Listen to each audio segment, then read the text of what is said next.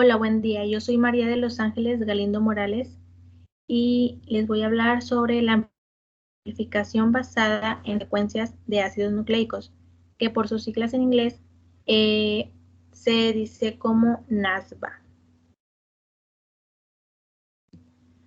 Bueno, esta es una técnica que permite la amplificación exponencial de una muestra de ARN y es más rápida que la PCR, ya que no necesita termociclador y todo el proceso tiene temperatura de 41 grados centígrados, por lo que es un proceso isotérmico.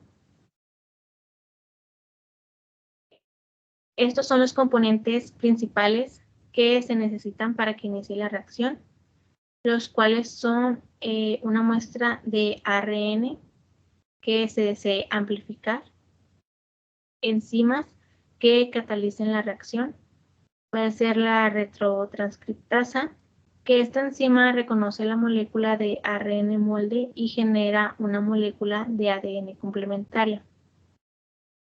Puede ser una ARN ASA, H, y que esta enzima va a degradar el ARN del heterodúplex de ADN o ARN.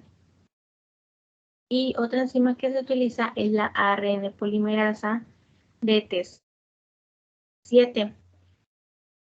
Polimerasa se une a la secuencia de ADN y sintetiza la cadena de ARN complementaria. Y también se van a utilizar cebadores, un cebador A positivo, que este cebador presenta una secuencia complementaria al extremo 5 de la molécula de ARN. Y un cebador B negativo, que este es complementario al extremo 3 del ARN.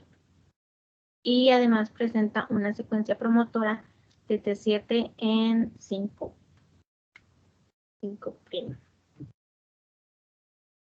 Y bueno,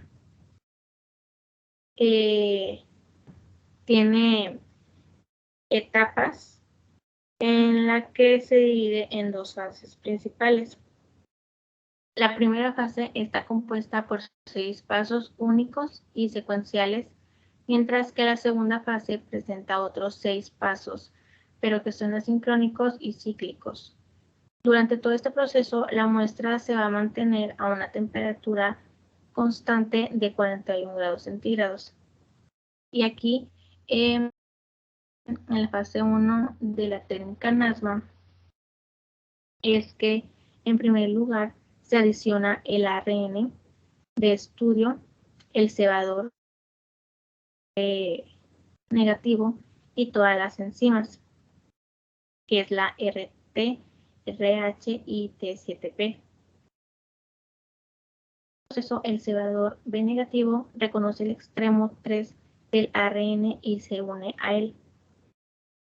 En el segundo paso, cuando el cebador B negativo hibrida con la secuencia de ARN, la RT reconoce dicha secuencia y se une,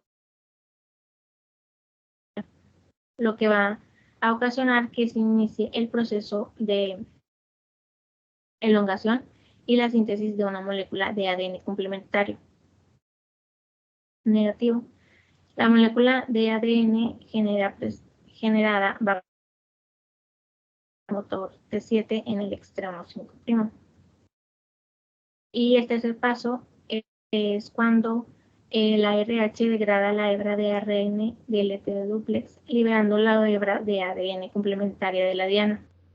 Posteriormente, el cebador A positivo se asocia a su secuencia complementaria e hibrida con la cadena de ADN negativo.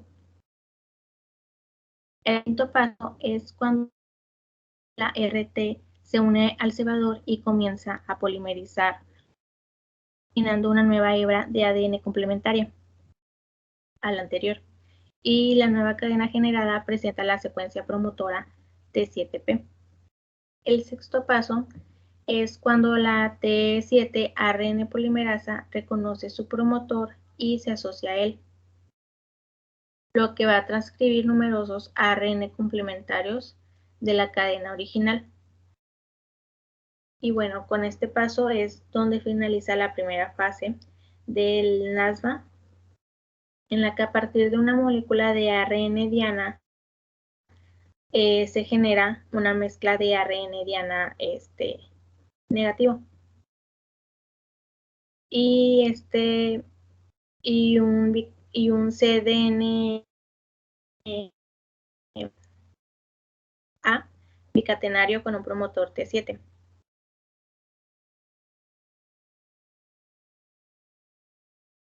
El séptimo paso es cuando el cebador A positivo se une al extremo 3' de cada uno de los ARN negativos diana, que son generados en el proceso anterior.